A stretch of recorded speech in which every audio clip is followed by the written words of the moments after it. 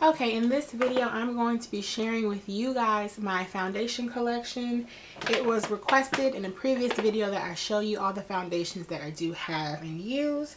So I will be doing that today, as well as showing you the primers that I use to keep my skin mattified. So let's get right into it. So the first three things I'm going to share are my primers. Now, just to give you a little bit of background, I have very oily skin. In the winter and fall I tend to have just oily, but well, oily to combination. Sometimes in certain areas of my face I will get dry, but in the summertime I am very oily. So my favorite primer is the Hourglass Mineral Veil primer, and this is very expensive, but it is the best at helping to control my oil. Because it is so expensive, I only apply it to basically my T-zone and my laugh line area, and then the line on my forehead. But I don't apply it everywhere because it is so expensive. It's about $52. I purchased it last year, and I've only used about a quarter of the product, so I really love this. They also do sell it in smaller sample sizes in case you want to try it, but I'm in love with this primer. Another one that I did try before purchasing that one is the Iman Time Control Oil Control Primer, and I got this online. I do believe they sell Iman at Walgreens, but when I was living in Atlanta, I was never able to find it. So this was okay. I think if you have oily to combination skin, this may be good for you, but in the middle of summer and spring in the hot South, this definitely wasn't enough for me. It probably will be good for me right now for the winter season, but I haven't tried it because I just can't get away from my Hourglass primer. Okay, now I'm going to show you the one concealer that I have been using and liking a lot, and it's the Kat Von D Lock It Tattoo Concealer in number Deep 34. It is a little too red toned for my skin tone, but I haven't yet found the perfect one. The one that I use that's really similar to this one is the Makeup Forever Full Cover Concealer. It's about $2 more expensive. It has less products and it is a lot thicker. This one blends more easily, but that one I think has way fuller coverage, so I think I may go back to that one when I'm done with this. I just mainly use this on the dark spots on my face so that I don't have to use so much foundation. And this has lasted me probably 3 or 4 months, and I like it. It's not the best. I do think that the Makeup Forever one is a lot better, especially if you need like really full coverage, but this one's still good. Okay, now for foundations, I'm going to start with my powder foundation, and this is the Sephora Microsmooth Baked Face Compact in number Matte 40, Matte Tan number 40, and it comes in a compact like this. This is like a dupe for the MAC Mineralized Skin Finish, which I loved, but unfortunately, you guys know I don't like to purchase MAC, but it's basically the same concept. It looks like this. It is a little more dusty, but I find if I just tap off my brush, it works quite well. Once again, this is a little too red tone for me. Now, since I am a little lighter because we're in the winter, I may go down a shade to 35 and see if that works out.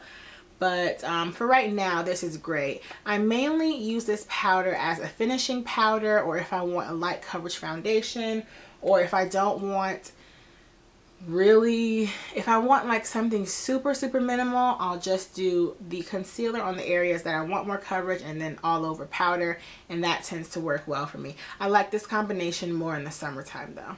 So the first foundation I'm going to talk about is my Makeup Forever Face and Body, and I have it in the color 18. It is a water-based, waterproof foundation. It's like water and gel based. It's hydrating. It is very lightweight, like it says in the name. You can use it for your face and body. And number 18 is a little too dark for me, but I use this foundation to contour with when I want to contour with a liquid. And I also use it to warm up the perimeter of my face if I'm using a foundation that's a closer match to the inside of my face. But overall, I like this foundation. I also think these are foundations that are good to get if you want to mix them with other foundations, because I think they run about $35, $36, and they come with 1.69 fluid ounces, so it's 69% more than your standard foundation. So these are great for mixing. The next one I have is one of my newer foundations, and it is the Buxom Show Some Skin Weightless Foundation. I have it in the color Tantalize Me. This has been my new favorite everyday foundation. I'm actually wearing it now with a little bit of something else under it, which I will talk about later on in the video. But I like this for every day when I'm not going to work and I don't want something full coverage, just for every day if I want to be a little finished but not too finished and made up. This is a great foundation, and I believe this, yes, this has 1.5 fluid ounces, so you get 50% more product in this foundation. A lot of people use this in the summertime, but since I'm extremely oily, especially in the summer, I can't wear this in the summer. I like it for the weather we are in now because it's a little more hydrating than some of your other foundations, so it helps to keep the moisture in my face and keeping me from looking dried out in the winter time. So I really love this foundation, but once again, it is really light coverage, but you can build it up to about a medium. The next one I'm going to talk about is one of my favorites for the winter and summer, but this shade specifically is more of my winter shade. This is the Covergirl Outlast Stay Fabulous 3-in-1 foundation in number 860 Classic Tan. I think I did a review on this foundation, a review of this foundation on my channel, as well as the shade that I take in the Queen collection. But this is a really great foundation. It's basically medium to full coverage, and it also looks very natural. I really like this foundation, but this specific shade in the Classic line is tailored more towards my winter skin tone.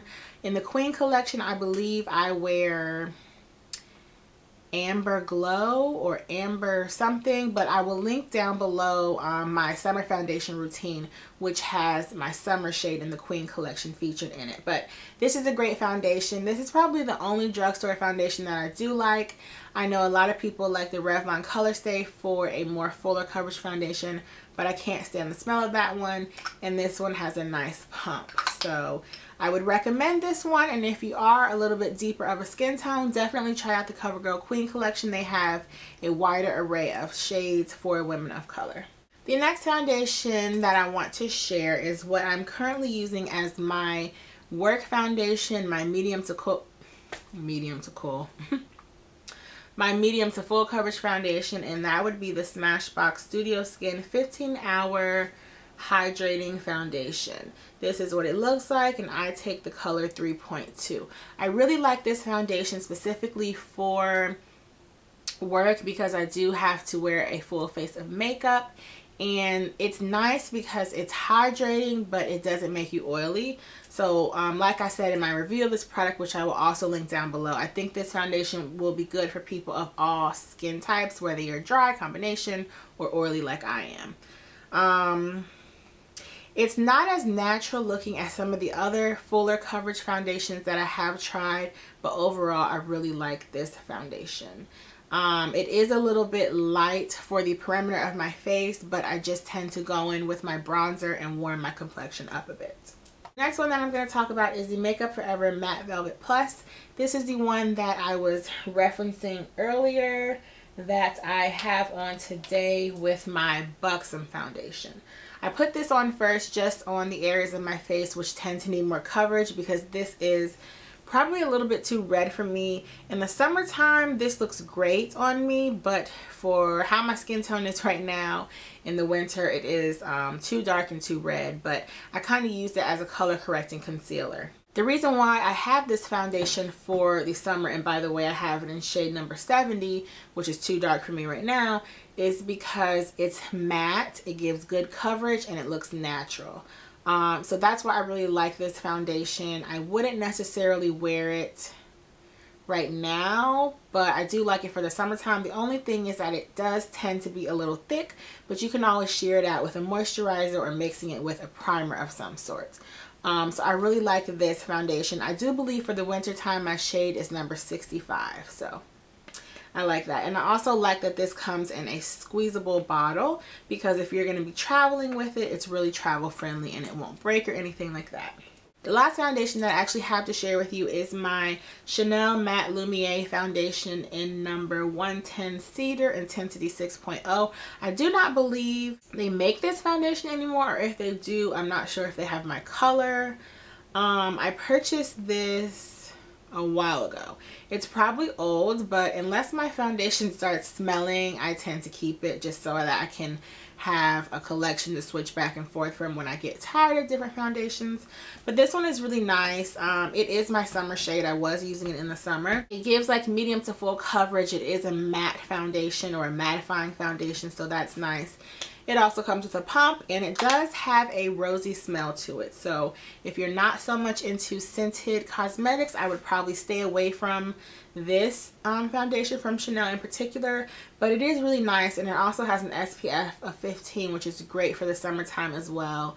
I don't have much to say about this, but when I was using it in the summertime, I really loved it. Okay, so now that I've gotten through all my foundations, I just want to share with you some of my shades and other foundations which I've either tried, used up, or am meaning to purchase. The first one is going to be the Nars Sheer Glow. I know I have oily skin, but I want to get that foundation for me for the winter time because it is a sheer glow. It just adds like a subtle glow to it, meaning that in the winter time you won't look dead. Your skin will look healthy. It'll have a little bit of glow but not be too shiny. And in that foundation I do take the shade Syracuse. I've also tried the Makeup Forever HD foundation, which a lot of people really love. For me, I don't love it so much. It doesn't really look natural enough on me. But in that foundation, I do take the shade 170, both in winter and summer. Another foundation I've tried, well, that I've actually used, is the Lancome Teint Idole Ultra 24-hour long wearing foundation. And I take that in shade 450N in the summertime, and in the winter I use 420 neutral, N for neutral. I really love that foundation because it makes your skin just look like skin. Like the Studio Skin makes your skin look like skin, but it can tend to look a little pasty depending on how much product you actually build onto your face. But the Lancome one looks so nice. I used it in the summertime. It ran out, and I think I will purchase it this week for the winter because I wore it to work one day, and when I came home my skin still looked flawless and I didn't want to take my makeup off. So if you're looking for a fuller coverage foundation that looks very natural, definitely try out the Lancome Teint Idole Ultra 24-hour foundation. I believe I also have a review of that foundation on my channel, and if I can find it I will link that down below. Those are all the foundations I have to share with you. I don't believe there are any others that I have tried. I think that's about it. But I hope you guys enjoyed this video and found it helpful. I will leave down below all the foundations I've talked about and the shades that I take, as well as the product reviews of the videos that I do have for them. So yeah, leave any questions or comments below, and I will see you in my next video. Bye guys.